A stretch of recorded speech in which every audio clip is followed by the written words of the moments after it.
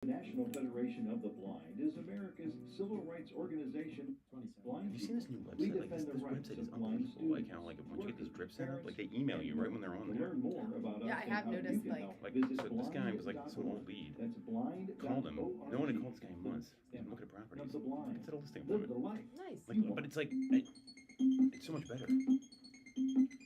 WWDB All right, here we go. Philadelphia, the talk station. Good afternoon, Greater Philadelphia area. This is Toole Time Real Estate Radio on WWDB 860 AM. I'm Tom Toole. She's Sarah Timon. We both work at the Tom Toole Sales Group at RE/MAX Mainline, the #1 RE/MAX team in Pennsylvania since 2018. And we are going to talk about housing affordability strains across the country. And it's a little better here than it is other places. Scripts every agent should know. And the renowned housing analyst who predicted the 2008 crash is going to weigh in on the current housing market. We've got it all covered here today. If you like what you hear, you get some value out of this, make sure to subscribe to the channel, hit the bell for notifications, and if you want to schedule a call with our team or Sarah specifically, you can do that with the link in the comments. So, housing affordability, this was pretty interesting. I think it was kind of a slow week for housing news. I mean, we didn't really hear a whole lot. I think most people were drinking spiked seltzers down the shore, at least up here. It was kind of a quiet week. I mean, did you kind of feel the same way, Sarah?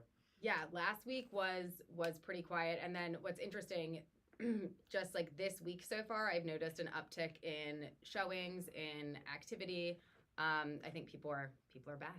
Well, that's a normal thing, and a lot of people freak out like when they 4 or 5 days go by and there's not a whole lot going on. But you realize, especially the way the holidays hit, and 4th of July debatably is a holiday. I mean, it's maybe like a hanging out holiday, not like something like Christmas or.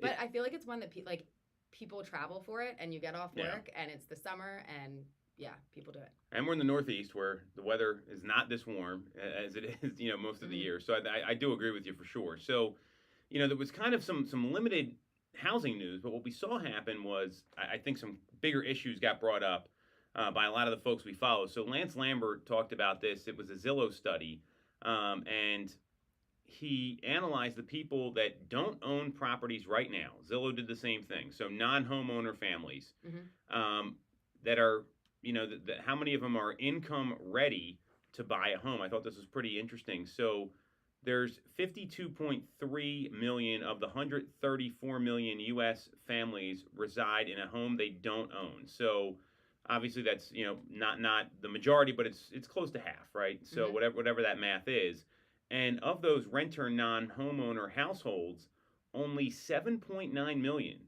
or 15.1% can afford to buy an average priced home in their local market, given current rates, home prices, and incomes based on this analysis by Zillow. So does that number surprise you when you hear that, first and foremost? Actually, to some degree it does. I would have thought that number would be a little bit higher. The 15.1 seems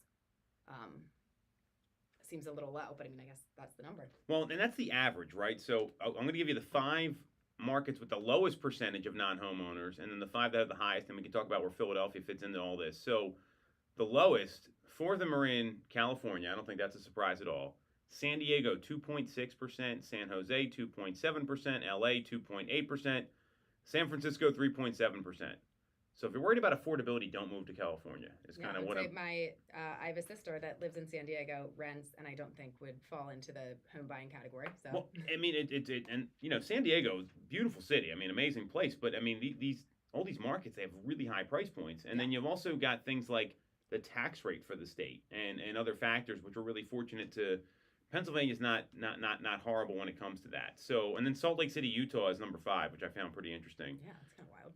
That's a real rapidly growing city right now. They just got an NHL franchise. They had a Real Housewives franchise there, which you may laugh at, but like that is a big cult following. People talk about all the time. Yeah. I know you watch every week, Sarah. I'm sure. Of course. So, and so I mean that's a very rapidly growing market for sure. So then there's the markets with the highest percentage of non-homeowner households who can afford to buy. Pittsburgh, Pennsylvania, 25.6%. Detroit, Michigan, 23.1. St. Louis, Missouri, 22.6. Oklahoma City, 22.5, and Cleveland, Ohio at 22.4%. Any surprises there for you? Not really. I think those kind of track. I agree with you. I mean, I think that they're much more affordable cities, right? They're Midwestern cities. You can definitely get more bang for your buck there. So Philadelphia came in at just above 17%, kind of above the middle. And are you still seeing like affordability concern a lot of people? I guess that's my first question for you, because this issue's not going away. Prices are only going up. Rates have stabilized a little bit, but it's not like they've come down substantially. Yeah, I mean, although I think that for like if there's like a large chunk there of people that know that they can't afford to buy a home and they've like run some basic numbers, they don't even get to the point of like talking to us, right? Like you will come across some that like don't know, and then you kind of like help work through that with them to find out if, you know, do expectations need to be adjusted, or do you need to save more, or do you need to stay at your job? Like, can you even actually do it right now, or what steps can you take to put yourself in the best position to be able to do it down the line? But I would say more often than not, by the time they get to having like serious conversations with me, they've at least run some basic numbers to where maybe you have to help guide them to something that they will actually be able to get. But usually, if they're willing to make adjustments, they're at least in the ballpark of being able to do something. Well, and I think that's where proper planning really helps. That's a great point. And I think some people just know that there's no way they could afford it. Right. And usually it's like a cash issue more times than an income issue. Now, this is income only is what they're talking about here. And when you look at this study from Zillow, what's interesting is that they put the median income for each city next to the number of mortgage-ready households. And when you look at places like Philadelphia, like are the median income that's coming in, the link's like right in the article. It's $106,000. That's the median household income. So that's a couple people. That's on the higher end. You're only seeing places like Connecticut, Hartford, Connecticut's 112, Baltimore, Maryland's 112, Washington D.C.'s 129. I mean, you're not seeing a lot of places that have a much bigger number. San Francisco's 144. I mean, wait, what was Philly's number? $106,000, which makes sense. And then you see San Jose at 167. Those are up in that tech area up in that part of Northern California there. But you go to some of these other places where San Diego has a lower median family income than Philadelphia. It's 105,000. Okay. LA's at 99,000. So the fact that you have real estate prices being so high there, and the median income is basically the same as where we are here. Right. I think that it's important to acknowledge that the market's not as bad here as some people think, and I think this is pretty interesting data, because a lot of people don't realize what they can afford, and they may need to. Have you ever run into that where like a buyer was surprised they could afford a home, or maybe someone who was thinking about renting turned into buying something? Yeah. So tell us more. How'd that play out? I think that you just like have an idea of, what your finances are, and then I guess once you actually like dig into it, or if they were in a position where they could get if down payment money was the problem, being able to get gift money from family, or if it's just like a couple loose ends that are keeping them from being able to get there. But also if you look at different areas where your taxes might be lower, and then you can factor when you break it down into the monthly payment, it's not uncommon to be able to pay your mortgage and for less or equal to what you were paying rent for. So then at that point, it's just like, can we make the down payment work?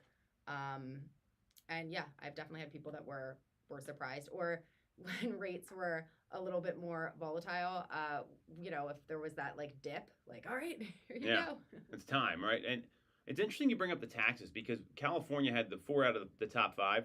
They reassess every time a home is sold in California. That means the taxes go up. Yeah. Philadelphia does that. They reassess every year, but it's been a mild reassessment. The suburban counties here, besides Delaware County, have not reassessed at all for the past couple decades. So, there's that opportunity to buy maybe like an older home with lower taxes. Like we always see that new construction has really high taxes, so that could be another factor here. And this is stuff that it's important to understand, because it affects your payment. That's how people shop. Yeah. I mean, It's wild how you could be just, a mile. You could compare two different houses that are a mile apart, and if they fall into different tax categories, I mean, the monthly payments can be Mhm. wildly different. Well, think about like being on the edge of Delaware County versus like Montgomery County or Mhm. Delaware County and Chester County. I mean, you see those taxes jump up pretty substantially. And then you have to look at like what's in the community. So Upper Marion Township, they got the King of Prussia Mall. You know who pays the most of the taxes? The King of Prussia Mall, not the people in Upper Marion. And then you see other places that are close to there. And Wayne's a very interesting zip code because it's in Montgomery County, Chester County, and Delaware County. Yep. You live in Wayne, right? So Yeah. the portion that's in Delaware County has the highest taxes because it's Yeah. a different school district, it's a different tax rate. The Upper Marion portion is the smallest, but they got the best taxes. And then you got what's in Chester County, which is a lot more palatable for people. So that's a really great point you bring up. Yeah. Do you see buyers focusing on taxes a lot and property tax? Do they even know what they're looking at, or they just tell you the areas they like? Usually it starts with just saying the areas that they like, but then depending on like if there is flexibility for them or not, once you point out the difference in taxes, then certainly it's something that they like pay attention to. Well, and I think that's probably you being a good real estate agent as well. So, that's one factor. We've talked about what's going on in the insurance markets. What's happening now when we talk about this affordability and, this housing affordability has not, we had this presidential debate a couple weeks ago. I don't know if you caught that at all. I did. Lot to talk about in the debate. We're not going to talk about any of that stuff. They mentioned housing once in the entire debate. And it was about some plan that wasn't very baked. Like I didn't hear a lot of details about it. We're going to add 2 million homes. We're going to bring down the cost of housing. I don't know how you do those things. I mean, that's just me. That's what one of the candidates said.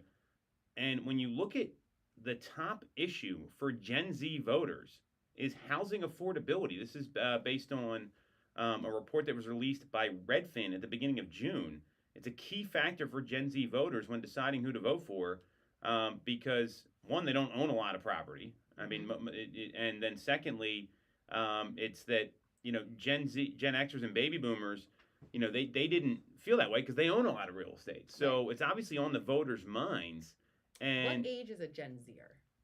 So let's go to the web for this because I think it's like there's like a range. It's not always the case. So a Gen Z person would be born between 1997 and 2012, making them between 12 and 27 years old. So that's, I mean, obviously a 12-year-old's not buying a house. My son's 11. That'd be crazy. Buying a house. I'm like, see you guys, I'm out. Like, what would you do? But the people in their early 20s, I mean, I bought my first house when I was 23 years old. So I can understand that. Some people want to do that right away. And then there's a whole chart here, right? So then you have the folks that are, millennials. They're considered born in like the early 80s. I've seen anywhere from like 1980 to like 1984 up into the mid to late 90s. And then you have Gen Xers 1965 to the early 1980s, and then baby boomers, which are 46 to 64, 65. So like those generations, like X and baby boomers, they don't really have anything to worry about. Most of them own properties at this point. And even millennials, I mean, some of them, I mean, I think they've kind of gotten in, but the younger millennials, I think, are in a tougher spot because they're in like their late 20s, early 30s. So that's a real issue right now. I don't think enough is being talked about in the election, unfortunately. And now, obviously, the headlines are being dominated by something totally different. So this seems to be a big problem, and housing affordability is on the mind of a lot of folks. So, I mean, a lot of them feel like it's like something important for a lot of Americans. It's kind of the American dream in a lot of ways. Right. Which is becoming harder and harder to attain. Sure. And, what also was released in this survey is they do care about other political issues. But housing is like the biggest one because it affects them. So I don't really know how you fix that besides building more. I like the idea of building more properties. Like if they talked about what was in the debate, I'll give you the talking points here. Let me pull this up because I think it's important to kind of acknowledge that here. I'm going to go to the abridged version because the debate was a disaster. I didn't catch the whole thing. Maddie was having a night that night. It's taken her a long time to go to bed. I was watching the highlights because my son Leo threw out the first pitch at the Phillies game that night, which was awesome. Yeah. So by the time we got home, it was very cool. I felt like a really good dad that day. That was Yeah. that was nice. But so we got in late, and I saw the highlights. So here's what it said. It came right at the 3:15 mark of the debate, and there was some nonsense the president said, and he said we're going to make sure we reduce the price of housing. We're going to make sure we build 2 million new units, and we're going to make sure we cap rents so corporate greed doesn't take over. I mean, it's not much of a plan. That's the No. problem, and I'm surprised they're not talking about it more. Yeah, or I know this isn't anything that was brought up in the debate, but a while back when we were talking about possible solutions, and one of them being if you do have like to unlock things, and Mhm. which we're not seeing as much of the seller lock in effect, but it still is there. It's Like, definitely it's, there. like absolutely there. Having that rate move with them to being able to keep your rate when you move to something else, I feel like that could loosen things up a bit. Yeah, I mean, or just even loosening up the local building codes, because I mean, Mm-hmm. new construction has so many incentives when you go by there. Like they'll always give you like a buy down on the rate. Yep. Like they're willing to work with you a lot more. And you look at some of the local zoning codes. I mean, in Chester County specifically, they have like minimum lot sizes of 2 acres. Like that's just Yeah. impossible to. And I'm not saying develop all those areas, but there could be some exceptions made, or it's like a mixed use property. Like those things are very popular. You look at the town center in King of Prussia. Yep. They built all those properties there, and they sold them all. Like they're all sold, and that's been all of a sudden King of Prussia is like this like booming metropolis. Remember when King of Prussia was like 20, 30 years ago? It was nothing like this. I mean, it was just like the mall, and that was it. So Yeah. it's definitely brought a little more of a community to the area for sure. So Yeah. I don't see this going away. I mean, and you don't see the candidates really talking about anything. I don't think they're going to be saying anything anytime soon. I mean, I think right now it's like damage control mode. So for all the things we know went on. So the good news here is for people looking in the greater Philadelphia area, the market is a lot more palatable here. And I think that's the thing to realize. And if you're struggling to find what you want from an affordability standpoint, what are some of the solutions you give the buyers? I mean, I've got a couple here, but what are some of the things you kind of coach them on so they can kind of see what else is out there? So I guess one of the first things that I suggest is to make sure that they are having the conversations with their lender and finding out what all options are available to them, because there are different packages, different loan programs, different things that can be added to another type of loan that can kind of, make things come together for them. And then, just kind of focusing on the like where realistically can you be at for the monthly payment? Is there another source of or another place that you can go to for additional down payment money, if that is, and that's not going to be an option for everybody, but if you could get, it doesn't have to necessarily be like this massive check, like a couple $1,000s could really put you over the line there to make everything come together. And then I guess from there, kind of focusing on what wiggle room do you have in terms of location, in terms of the condition of the property, and then looking for properties that you would potentially have the most room to negotiate. And usually that's going to come from something that's been on the market for a little bit.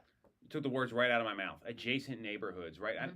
We were talking about this today, and I'd be interested to get your perspective. Before you started selling real estate, did you have any idea that half of these towns and neighborhoods exist that you have now sold homes in? No.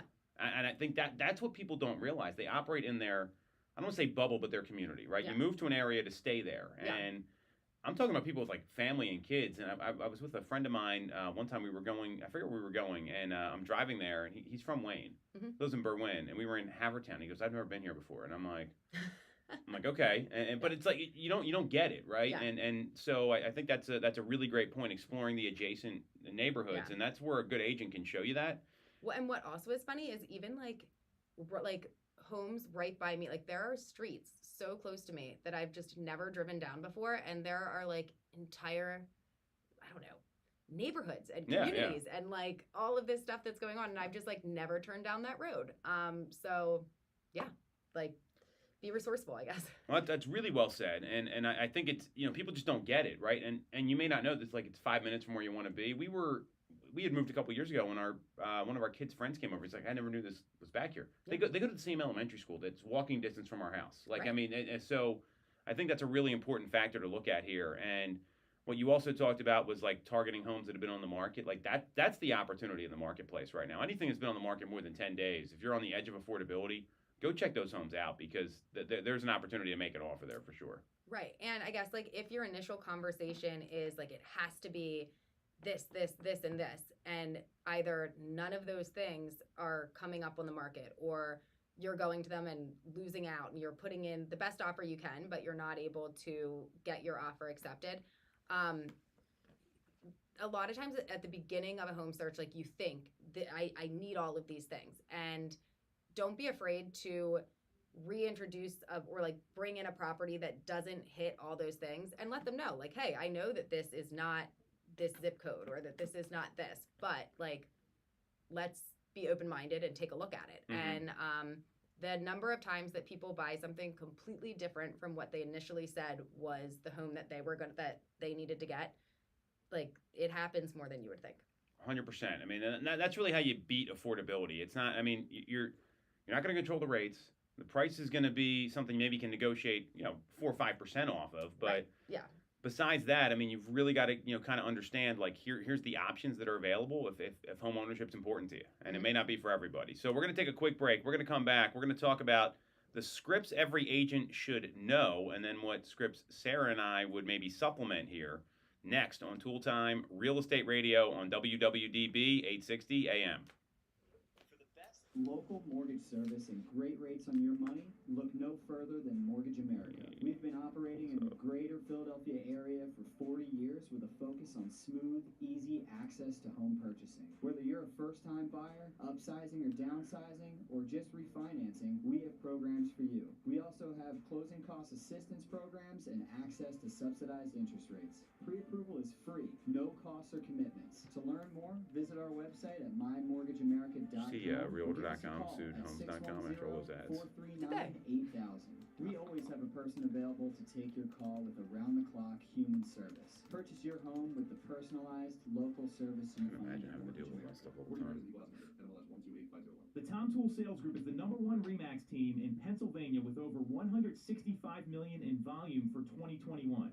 I'm Tom Toole, Why don't we talk and about our that at team the has end achieved that instead of kind of this, success by being a economic great place expert? to work with Okay. and Better- to work for. Better story. No That's one what knows we're gonna Greater do. Philly I'll just better tell you than what it we says do. and you can We know react. real estate, but more Perfect. We got a good importantly, vibe we're like that. real Look, it's- people. Good. We hire the I'm not- best agents, and we give them I'll do all that the to you. tools to succeed. Even our brand new agents sell 17 to 24 homes a year because our team delivers the best experience in real estate. Teams deliver a better experience than individuals, and we're a top 1% real estate team in the country. We call it AAA service. We're your advocate, ally, and advisor. Because this isn't a transaction to us, it's a relationship. If you're buying or selling a home, call the Tom Toole Sales Group at line at 610-692-6976 or visit tomtoole.com. That's tomtoole.com. Sell your home for more, and remember the real estate golden rule. You always get more when you work with Tom Toole. Have you considered a career in real estate? Do you Going want away on vacation is the control worst. over your income? Whether you have a license or not, Well, call us when we today went to at the beach for like that like long weekend, I actually ended up like working the whole time, which wasn't like ideal, but it was one of the first times I came back from vacation that I didn't have that like anxiety of like feeling like there's something I didn't do that I was supposed to do, or that something like slipped through, By or the way, you sold 9 houses last quarter too. I mean, yeah. that's an incredible number, Sarah. Pennsylvania lenders with loan officers that you can actually meet. He's #1 lender. We specialize in all Yeah. residential mortgage programs, including first-time buyers. Well, That's the here. whole. That's the whole. I mean, that's the. For your That's the free hard part. pre-approval, call us at 610-439-8000 or apply online at my. Stand by.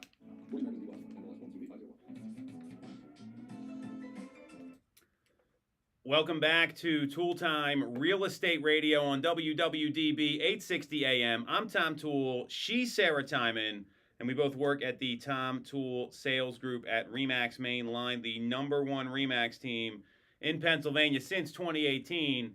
And we're going to be talking about the scripts every agent should know. I thought this was an interesting article, but I don't agree with the whole thing. So make sure to tune in and listen to the ones you should be implementing based on this article that came up on Housing Wire. And we're also going to be talking about Realtor.com and Homes.com getting into a lawsuit. We just kind of had to ad-lib here. It's really a live show. Everyone can see that. So we're going to be talking about that at the end here. Interesting stuff going on there with some false advertising claims. So I saw this article, Sarah. It was written by Ashley Harwood from, she writes for Housing Wire, and it was about scripts every agent should know. It was called 12 Proven Real Estate Scripts That Boost Business Confidence and Earn More Business. I was a little surprised that there was as many objection handlers in here because that's not really a script. That's more of a strategy in the script. So before we get into this, and then we'll kind of go through each one of these here. When you hear script, how would you define a script? So I would say it's more than just like a bullet point guideline. It's certain keywords that you want to hit, certain things that you're listening for, and a way to kind of control and guide the conversation. So I like that you said guide the conversation and control it, because you know how you do that? You ask a lot of questions. To me, a script is a series of questions to get more information, to kind of see if this person's even thinking about transacting. I mean, how many times you had like a lead come to you, and like you call them right away, and they're like, we're not looking. Yeah. And like they really mean it. It's not a defense mechanism. Yeah. I don't think folks get that the goal of like scripting and dialogues is uncovering what's actually going on. Right. And it's not like some magical thing you or I would say that just suddenly someone buys a house. That's not how this works. Right. So it's really kind of geared towards getting what the actual picture is of what is going on, so that you can either help them or move along. 100%. I think that's a great way to, or maybe help them long term, right? Like a lot of follow up, that sort of stuff. So here were the 12 scripts listed, and I'm just going to go through them. Tell me what you think of when you hear these, and then I came up with a list that I would suggest are probably more important. So first, expired listing cold calling script. That makes me think of Tom Toole. Well, thank you. I didn't read the article, but and look, that's got a high degree of difficulty to it. Yeah. I mean, and there's very few expired listings right now. I was surprised that was number one. Now, if you're in Florida, might be a different story. Sure. So that was one, and I would say it's one of the more difficult scripts because you're dealing with someone that's mad, that's upset, like things didn't go well, their home didn't sell. I don't care what anyone says, like it's a bad situation. So a good one to have. I don't know if that would be number one. Number two, FSBO cold calling script. Yeah. So I think this is also one that you need you have to know what you're talking about. You have to be able to provide all of the stats and give them the information as to why it's worth taking a meeting with you. I haven't done a ton of just like calling FSBOs to try and get the listing. Where I've had success with FSBOs is when I had a client who was interested in the house, and then being able to, work with, like, represent the buyer and have the seller pay a commission. I think that's a great point. That again, this isn't going to be for everybody. I mean, calling for sale by owners, 30% of them don't even want to talk to a real estate agent. They're never going to list, and there's like 71% that list in 62 days or less. So it can be challenging. But again, there's not a lot of these because these homes are selling right now. Like that's the reality. So those are the first two. Then there was a bunch of objection handlers. So seller objection script, and they had a couple. One's the other agent said they can get us more money. Two, will you reduce your commission? Three was a buyer objection. We're just going to work directly with the listing agent. We don't need you. What do you think about those? Yeah, I mean, those are all things that come up, and being able to know what to say is important. So, I mean, I think like we do have scripts for those. And that's an objection handler. That's not like a script, because all you're doing is combating a belief or a question that somebody has. And combat's not even the right word. You're like, they're thinking about doing business and they got some concerns. To me, that's not a script. I mean, that's an objection handler. So, door knocking around a just sold listing. You've done a lot of this. What do you think about this one? So I mean, I guess I do it like, that's not really a script though. Like you have to come with information, something to like give them. And that, I feel like that one's more conversational. Yeah. So, and see, I actually disagree with you, because I think that's exactly what a script is. So like when you would knock on a door, I've done this with you. Like what do you say? You're knocking on the door of my house. You don't know me. Right. So the first thing that I always want to do after I knock on the door is step back, so that you're not like, very smart, right up in there whenever they open the door. And boo. And then you want to be friendly. You want to be polite. And you want to have them let their guard down by saying, like, not trying to have you sell your house, and Mm-hmm. just say like what you're doing there, and then generally the way that we do it is, you know, say like, hey, have you heard any friends or have you heard any of your neighbors mentioning anything? Just because it takes a little bit of because the first thing that they always say is, I'm not selling, like even before you are able to start talking to them. So you want to get past that to be able to just like have a conversation without them, you know, having their guard super high up. Sure, and I think that, and there's probably some questions you can ask there, like, hey, do you know about any neighbors that are thinking about moving? Mhm. Like, there is a scripting portion to that. Now, Yeah. there is the physical component too. Like, stepping back from the door is probably one of the smartest things you can do. Yeah. All kidding aside, imagine like someone comes to your door. Some people don't even answer the door. They're like, why are you Yeah. knocking at the door? So that's and you could probably use that script if you're like circle dialing. I think it's kind of the same script. It's a little different obviously when you're on the phone. So that one I could see because I'm a big believer in leveraging your sales, especially if you're doing like an open house or something like that. Mhm. Number 7, when a family member or friend hires another agent, I think that's an objection handler again. Mhm. Asking your sphere for referrals. What do you think about this one? Yeah, I guess that would be a script. I would call that the Ford script, where it's instead of like and where you're asking like, hey, so how's your family doing? Like, how's your daughter? Mhm. How's your husband? Hey, how's the work environment been for you? Doing anything fun for the summer? Like those are questions you want to ask where you don't want to be too salesy with these people because if you just come out and say, hey, who do you know that's looking to buy? It's like I would just hang up on that person. That's all they're Right. calling for. So I am a big believer that asking your sphere for referrals, that's an important script. You probably need to do it.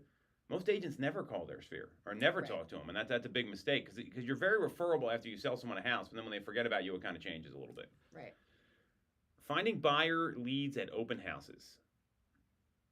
Yeah, I mean, I guess that there is like a little bit of there's a script involved for that one. This is kind of like the door knocking script because it's like a lot of people think of scripts over the phone.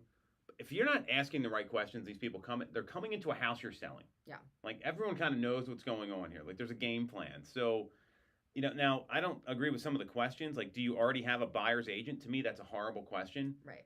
So how have you been looking for homes so far? Tell me about your home search. What have you done?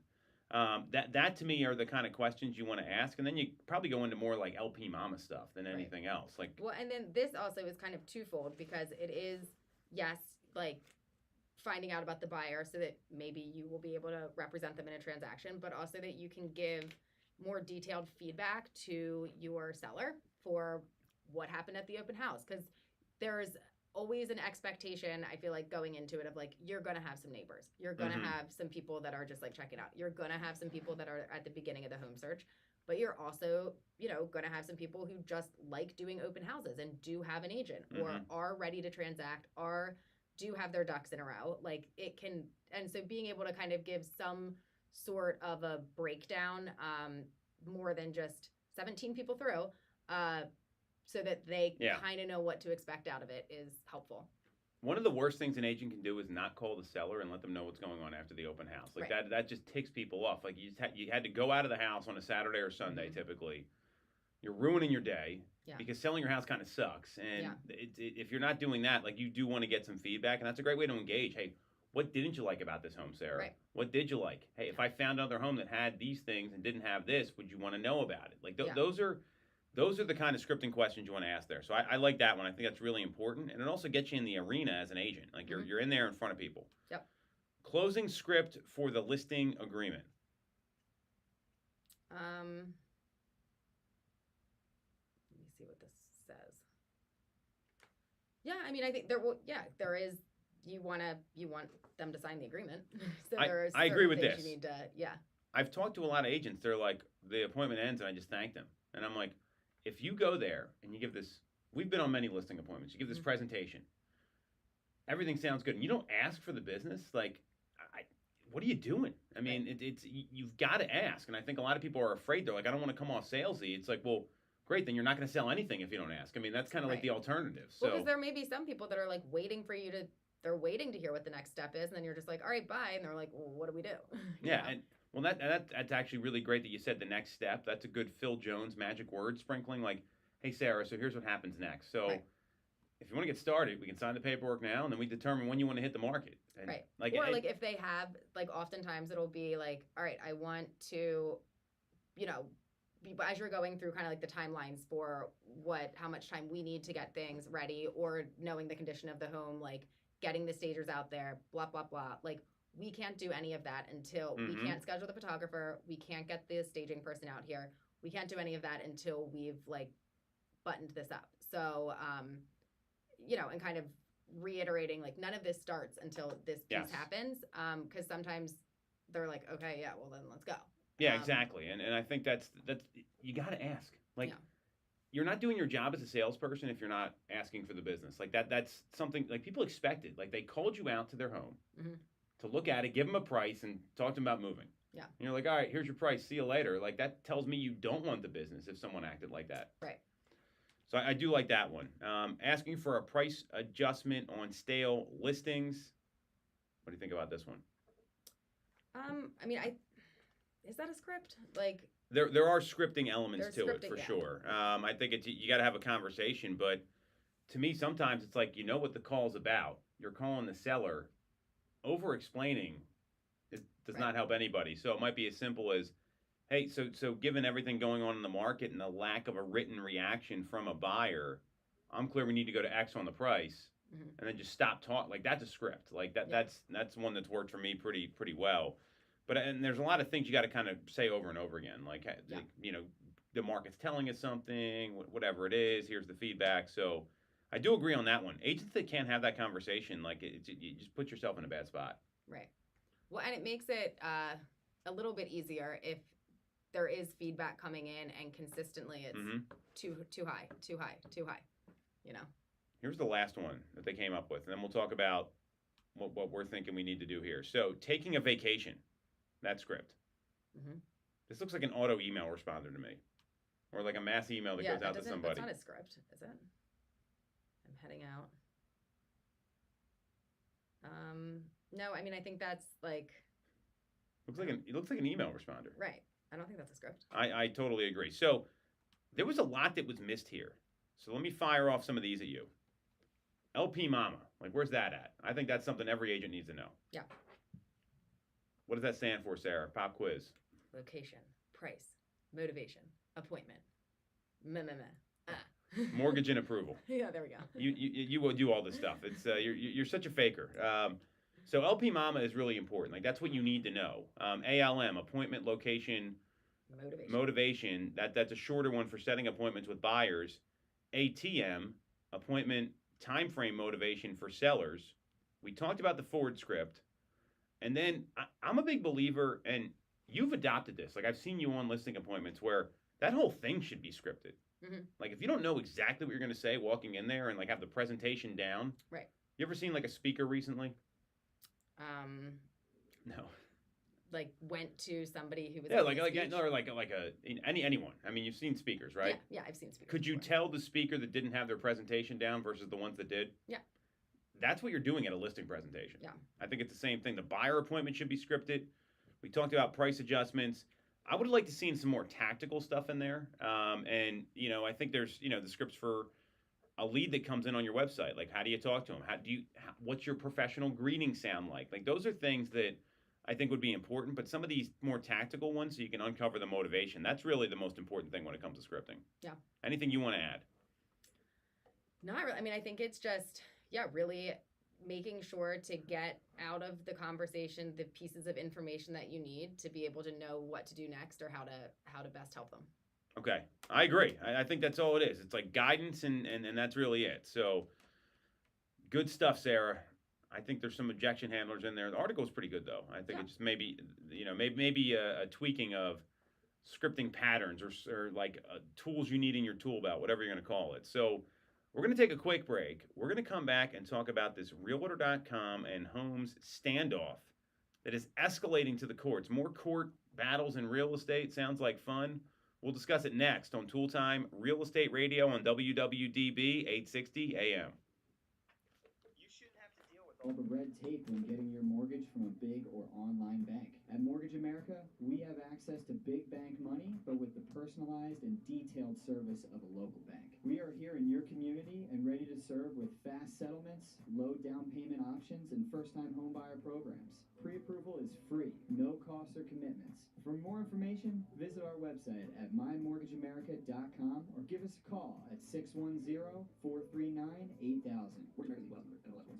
Have you considered a career in real estate? Do you want control over your income? Whether you have a license or not, call us today at 610-692-6976 or visit TomToole.com. Join our team, the Tom Toole Sales Group at RE/MAX Main Line. Of the Tom Toole Sales Group at RE/MAX Main Line. If you're thinking of becoming a real estate agent in the greater Philly area, I have a special offer for you. Our team did $165 million of volume in 2021, making us the #1 RE/MAX team in Pennsylvania and a top 1% team nationally. Our agents love us because we offer them a successful career, a great life, and an unbeatable culture. Agents who've been with us for at least a year average 30-plus sales. Even our brand new agents average 17 to 24 sales a year. We offer proven systems and expert training. We help you set more appointments and sell more houses. Now here's the offer. If you don't have a real estate license yet, we offer real estate scholarships so you can get one for free. Check it out at realestatescholarshipprogram.com or visit the Tom Toole Sales Group at RE/MAX Main Line at tomtoole.com. That's tomtoole.com. Get more out of your real estate career, and remember the real estate golden rule. You always get 30 seconds. Work with Tom Toole. When you're getting a mortgage, you shouldn't have to sacrifice great service just to get a great rate. At Mortgage America, we've been lending with this philosophy for over 35 years. We have access to great low rates without the complications and delays of big or online banks. We're a local Pennsylvania lender with loan officers that you can actually meet. As PHFA's #1 lender, we specialize in all residential mortgage programs, including first-time buyer programs and low payment options. For your free pre-approval, call us at 610-439-8000 or apply online at mymortgageamerica. Stand by.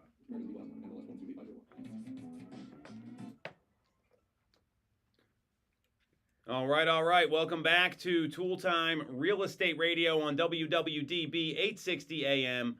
I'm Tom Toole. She's Sarah Timon. We both work at the Tom Toole Sales Group at RE/MAX Main Line, the #1 RE/MAX team in Pennsylvania since 2018, and we are talking about this Realtor.com parent company's Move Inc.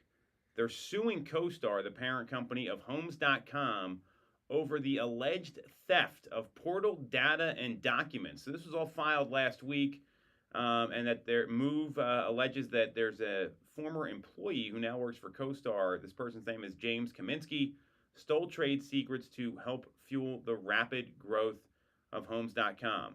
The complaint states there's nothing wrong with lawful, even intense competition, but competitors should never be allowed to cheat and steal to go ahead. The alleged allegations against Kaminsky are that he accessed Realtor.com documents through June of this year without being detected, despite leaving the firm in January. Sounds like some bad business practices there. Yeah. And joining CoStar in March. And according to the complaint, James Kaminsky accessed information from Realtor.com 37 times after CoStar hired him, violating federal and state computer fraud laws to do so.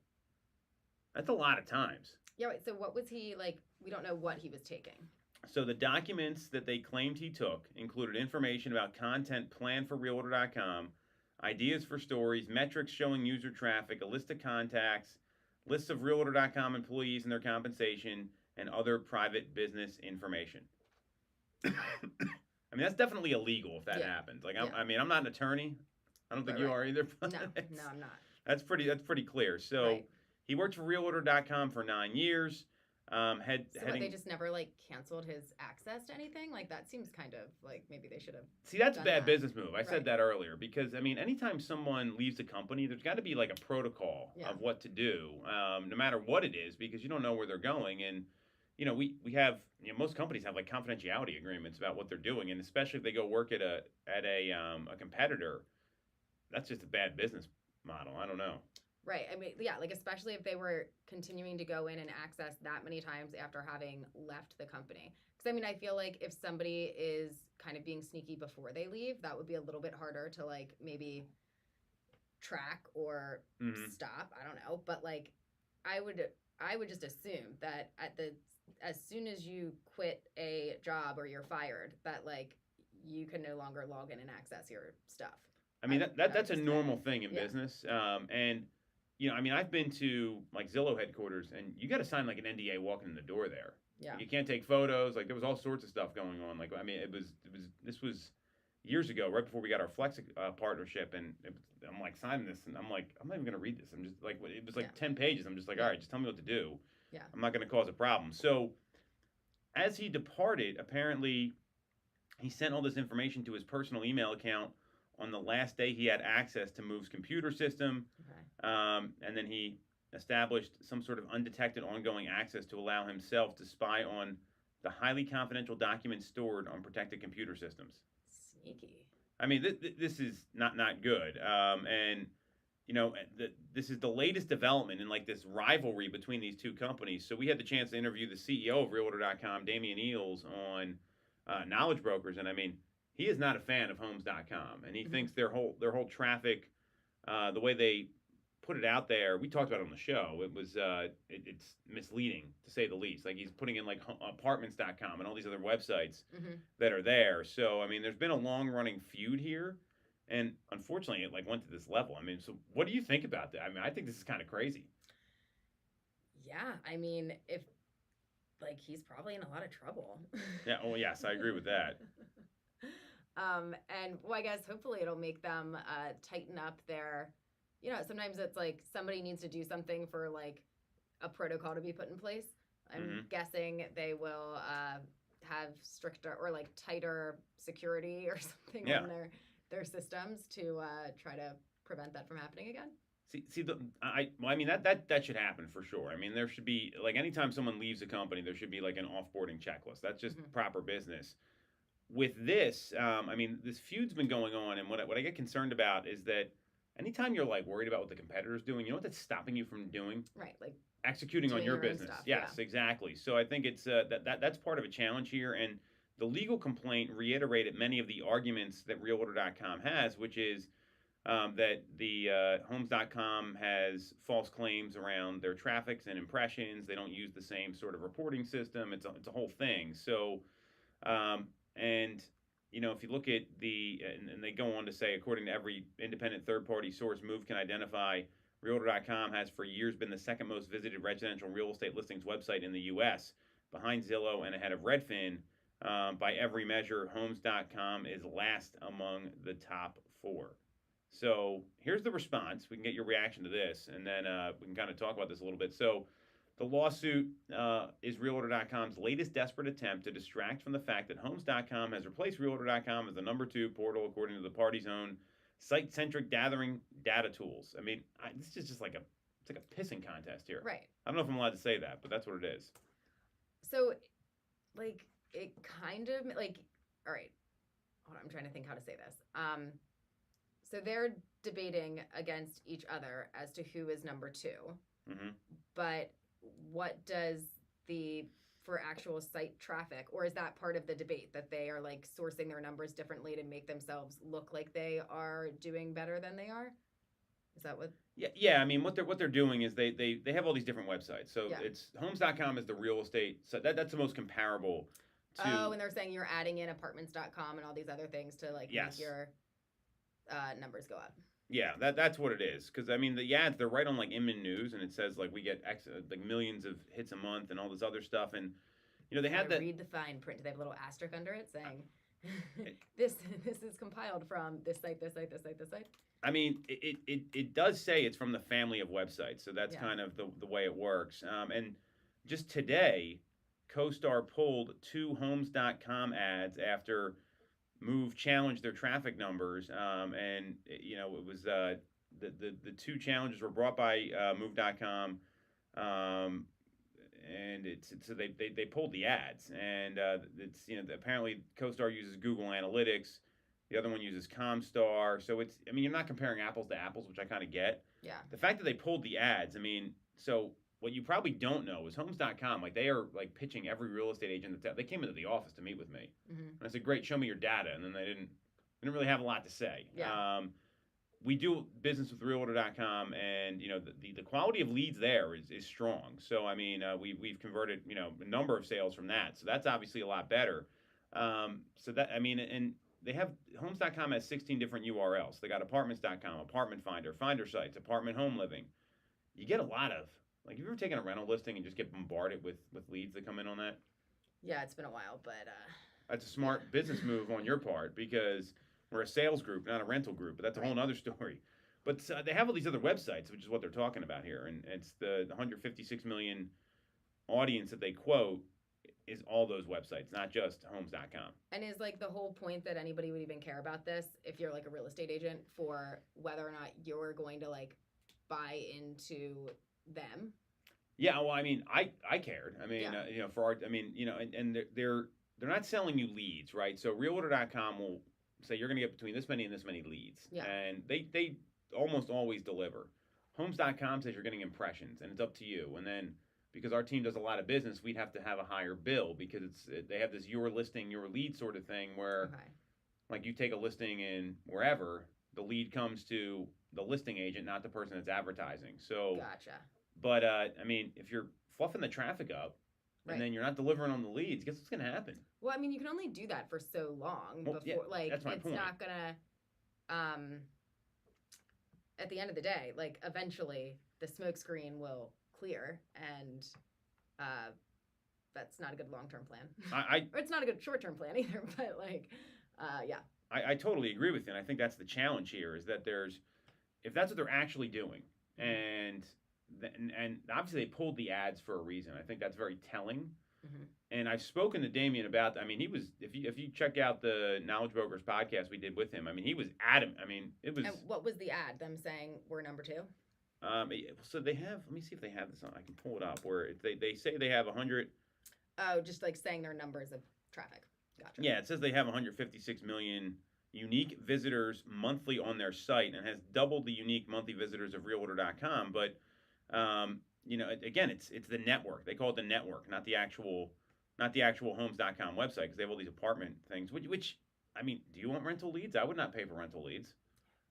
So the fact that they pulled the ads is pretty interesting. I thought that was that. I mean, that's pretty telling. So.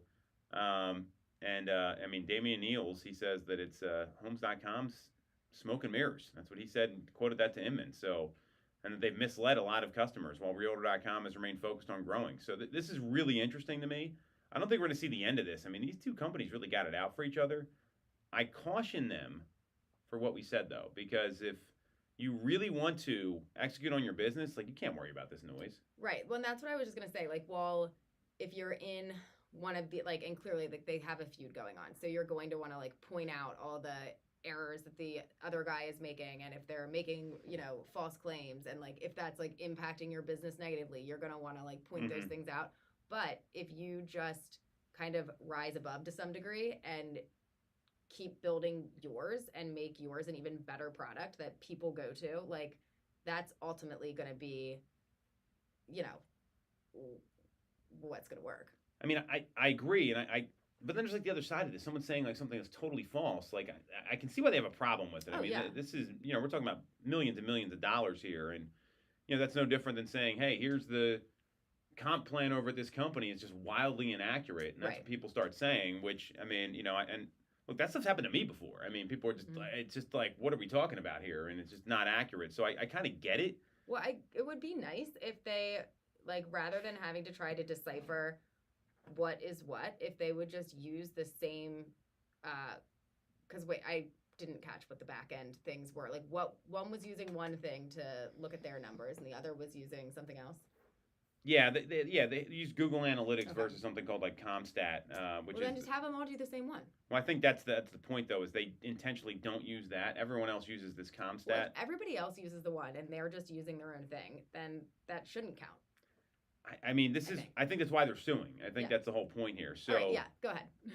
It's just you got to be careful. I think you got to protect your reputation, but also do the thing that makes you money at the same time. Like, what's your highest and best use of time? What's the most important stuff? And obviously, this is very different than, you know, running a business like you and I do. Mm-hmm. But you know, this isn't going away. I mean, CoStar is looking to make some waves here. I mean, I just don't, you know, I'd love to see some data from Homes.com. That was the first thing I asked, and they just kept telling me about their $1 billion ad campaign, and I'm like, okay, guys. That's it for this week's episode. You want to follow Sarah? She's on Instagram at Ty_Ty Time. You can follow me at TomToole3RD. And if you liked what you heard, do us a favor, subscribe to the channel, hit the bell for notifications, and if you want to schedule a call with our team, you can do that with the link in the comments here. We'd love to talk to you about your real estate needs and how all this stuff affects you. We'll catch you next week on Toole Time Real Estate Radio on WWDB 860 AM.